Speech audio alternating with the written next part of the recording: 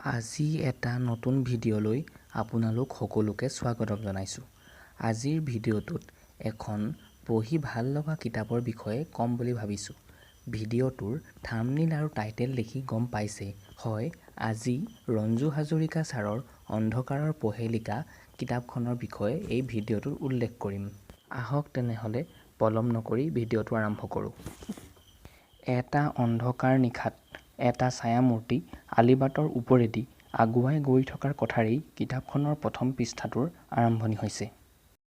কিতাপখনত এখিনি মানুহৰ কথা কোৱা হৈছে যিখিনি নকল ঔষধ প্ৰস্তুত কৰা কামৰ লগতে আন নিষিদ্ধ সামগ্ৰীৰ ব্যৱসায়ৰ লগত জড়িত।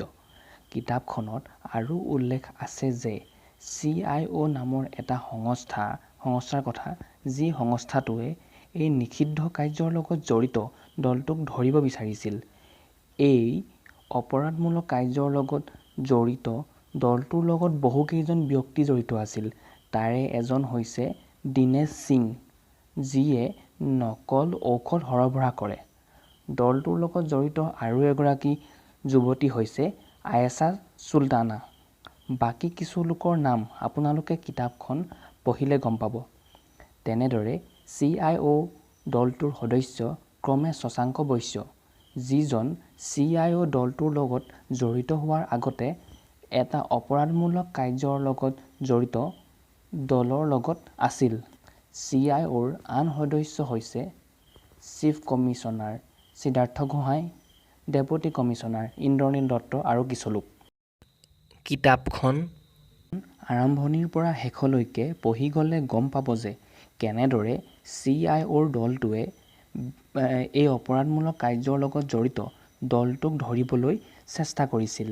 কিদৰে CIOৰ দলটোৱে সুন্দৰকৈ পৰিকল্পনা কৰিছিল দলটোক ধৰিবলৈ। অৱশেষত CIO দলটো সফলো হৈছিল অপৰাধমূলক কাৰ্যত জড়িত এই দলটোক ধৰিবলৈ। কিতাপখন পঢ়ি গৈ থাকিলে গম পাব যে কিতাপখনৰ কাহিনীটোত নন্দন কানন নামৰ এখন নাৰ্ছাৰীৰ বিষয়ে উল্লেখ আছে। এই নন্দন কাননেই হৈছে অপৰাধমূলক কাৰ্যৰ লগত জড়িত দলটোৰ মুখ্য ঠিকনা, যি ঠিকনা আন কোনো লোকে জনা নাছিল। আপোনালোকে কিতাপখন পঢ়িলে গম পাব যে এই নন্দন কাননৰ মালিক নিৰাপদ ৰায় বুলি এজন লোক আছিল। কিন্তু কাহিনীটোৰ আন এটা চৰিত্ৰ আনোৱাৰ নামৰ এজন লোকে নিৰাপদ ৰায়ৰ পত্নী আৰু তেওঁৰ একমাত্ৰ কন্যাক বন্দী কৰি নিৰাপদ ৰায়ক চাবি দিয়া পুতলা কৰি ৰাখিছিল। অৱশ্যে কাহিনীটোৰ শেষত আনোৱাৰ বোলা যিজন লোক আছিল, যাক কিতাপখনৰ কাহিনীটোত অপৰাধমূলক দলটোৰ বছ অৰ্থাৎ মুখ্য দলপতিৰ চৰিত্ৰত বহুওৱা হৈছিল, তেওঁৰ নিজ দলৰ হাততেই মৃত্যু হৈছিল। এই ভিডিঅ'টো বনোৱাৰ আগতে মই এই কিতাপখন পঢ়িলোঁ। কিতাপখন পঢ়ি ভাল লাগিল।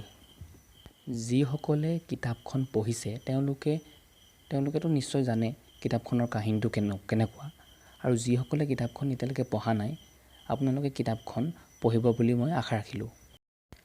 মই কেৱল এই ভিডিঅ'টোত এই কিতাপখনৰ এটা চমু আভাস দিবৰ চেষ্টা কৰিছিলোঁ। আজিলৈ তেনেহ'লে ইমানতে সামৰিছোঁ। আকৌ এটা নতুন ভিডিঅ'ত এখন নতুন কিতাপৰ সৈতে পুনৰ লগ পাম। ধন্যবাদ।